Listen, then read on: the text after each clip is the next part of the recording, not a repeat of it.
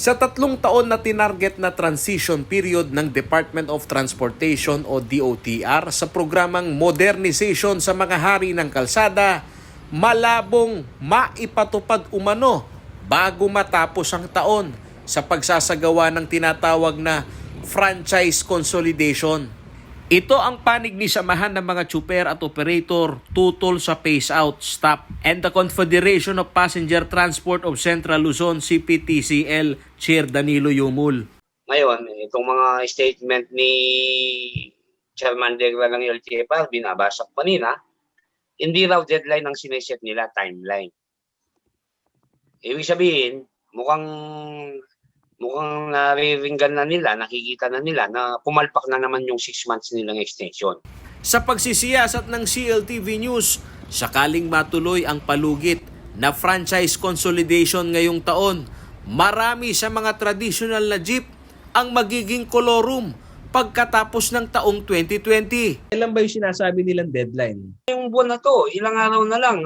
Kung 18 ngayon, 13 days na lang, less than 2 weeks. Ibig sabihin, December December 31.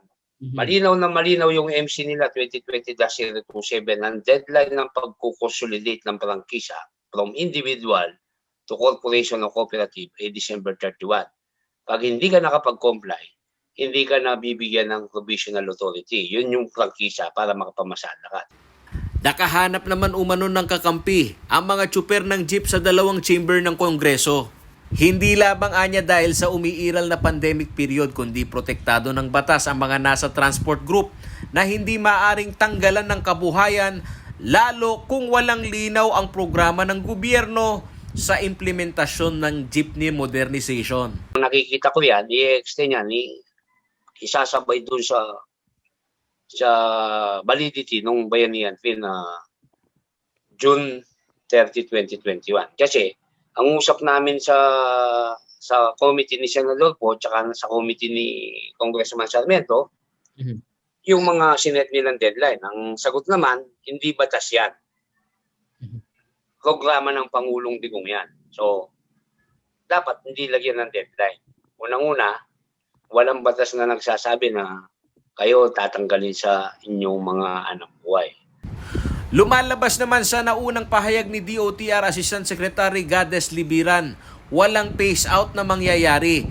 Ngunit lahat ng mga magre-renew ng prangkisa ng jeep ay sasailalim sa tinatawag na Motor Vehicle Inspection o MVIS. At sakali umanong pumasa ang mga ito ay magkakaroon sila ng provisional authority na kailangang i-renew taon-taon. Sa tagpong ito ayon kay Dan Yumul, kaduda-dudang bakit naipapasa ng mga gustong i-phase out na jeep ang mga pinagdidiskatahang di umano'y bulok na unit. Bulok na jeep ba't pinapasa nyo? Tinatanggapan nyo ng bayad sa mga motor vehicle inspection. Ayon kay Yumul, mayroong 30,000 jeep sa Central Luzon ang apektado ng franchise consolidation. Sa report naman ng Committee on Public Services ng Senado, sa 2 taon na transition period, nasa 1.5% pa lamang ang sumasailalim sa modernisasyon.